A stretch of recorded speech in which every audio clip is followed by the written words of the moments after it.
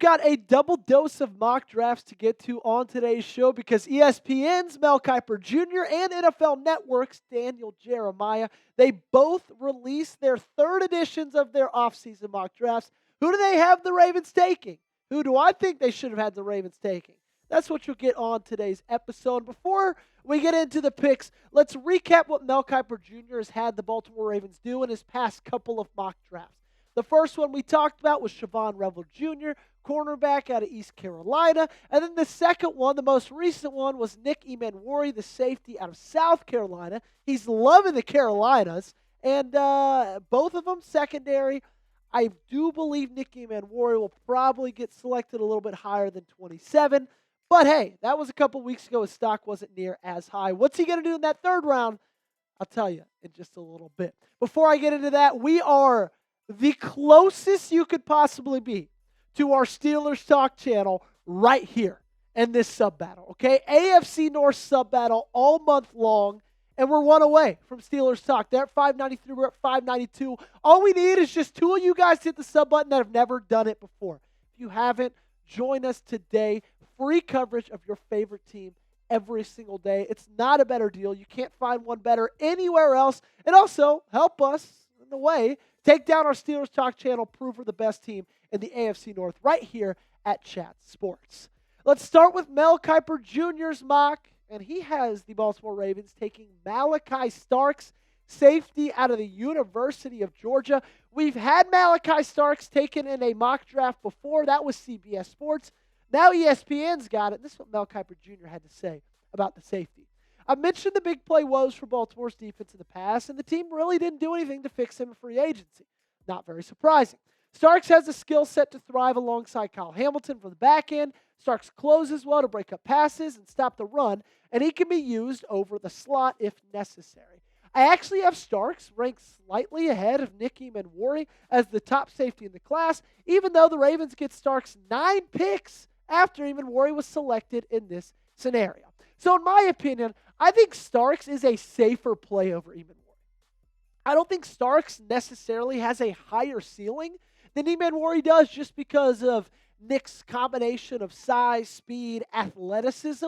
But I do believe what Malaki Starks has shown me over his last 3 years at the University of Georgia, I believe he's an incredibly safe play in this first round, and I think he's going to have a phenomenal career in the National Football League.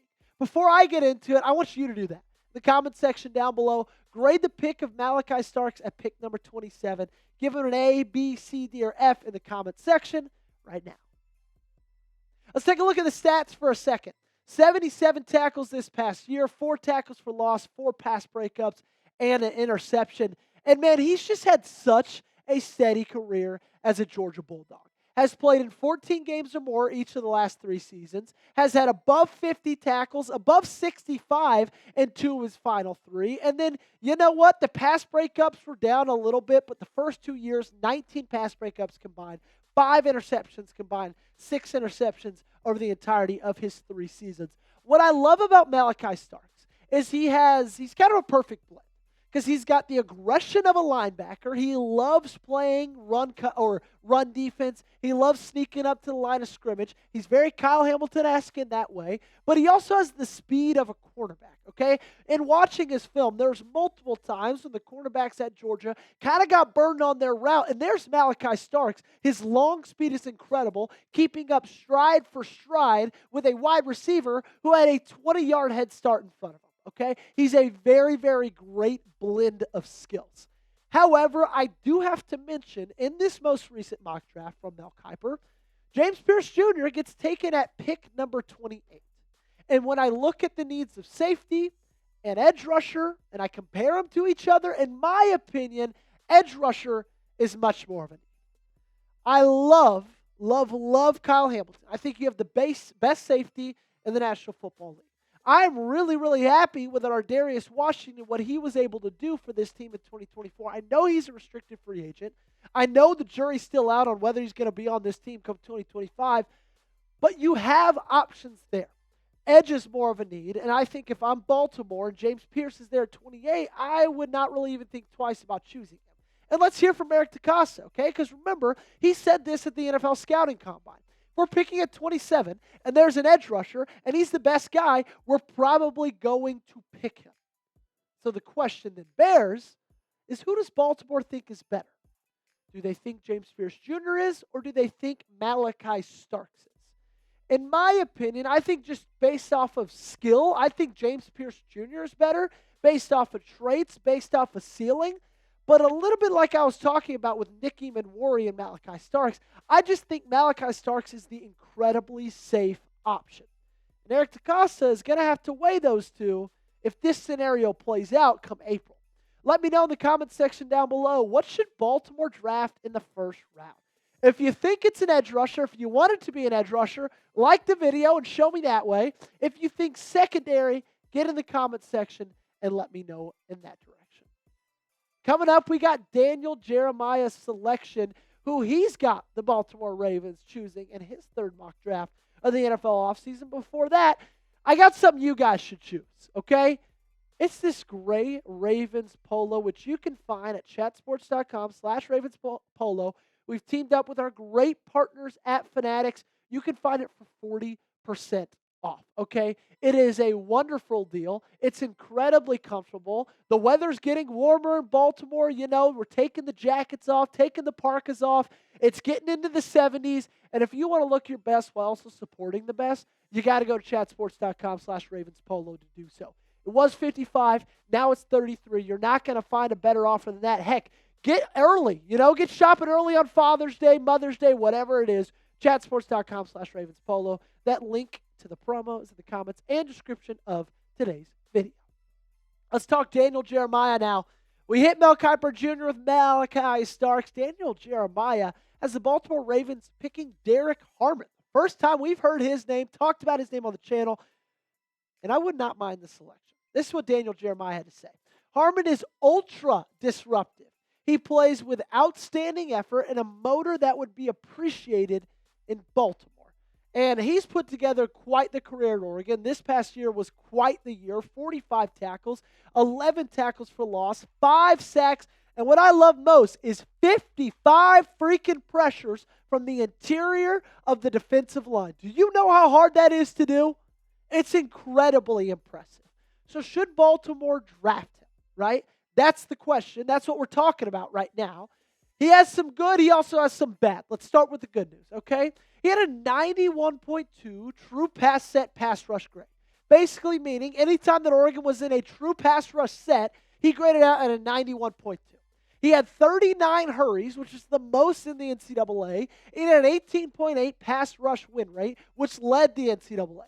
Again, all from the interior of the defensive line. I cannot overstate that. But with his good also came some bad, right? He was really good at getting in the backfield. He struggled at times actually making the tackles. He had a 29.8 tackling grade, bottom 12 in FBS. He had a 27.0% missed tackle rate and a stop rate that was rated 64th. Basically all that to say, Derrick Harmon is purely a pass-rushing defensive tackle. Okay? Which isn't necessarily a bad thing because, in my opinion, Baltimore kind of needs that. Okay? I think he's a really good comparison to what Nnamdi Madubuike is. And when you look at this Ravens front five, I love Broderick Washington. I love Travis Jones. But they don't give you much in terms of pass rushing on the interior. And Derrick Harmon could be a radically different look at that, okay? How many times have I said this over the offseason? This team was really good at getting sacks. This team was really good at bringing the quarterback down. But if they weren't sacking the quarterback, you know, he was kind of just sitting there, standing there with tons of time to throw. And I think Derrick Harmon could bring something different, bring a little bit of attention off Nnamdi Madubuike, and then you have two really good interior defensive rushers. Pick one of those two for me in the comment section down below. Would you rather draft Malaki Starks or would you rather draft Derrick Harmon? If it's Starks, go ahead and give me an MS in the comment section. If it's Derrick Harmon, go ahead and give me a DH. My thought is I'd be happy with both, right? If those were the cards that this team turned in come April, I wouldn't be upset about it, right? But my problem with it is neither of those positions are a top 2 need. Okay? This team needs an edge rusher, and this team needs a corner. All you got right now is Nate Wiggins, Marlon Humphrey. TJ Tampa is one of your starting cornerbacks if they played a game tomorrow. I like TJ Tampa. Think he's going to have a pretty decent future, but that doesn't do it for me. Okay? And so if they had to pick one of those two, I'd go with Harmon because he can get to the passer, but I don't love either of them. I'm just going to be honest with you guys. Thanks so much for watching all the way through today's video. If you guys haven't joined us by hitting that sub button for the best coverage you're going to find anywhere else on this platform, subscribe today.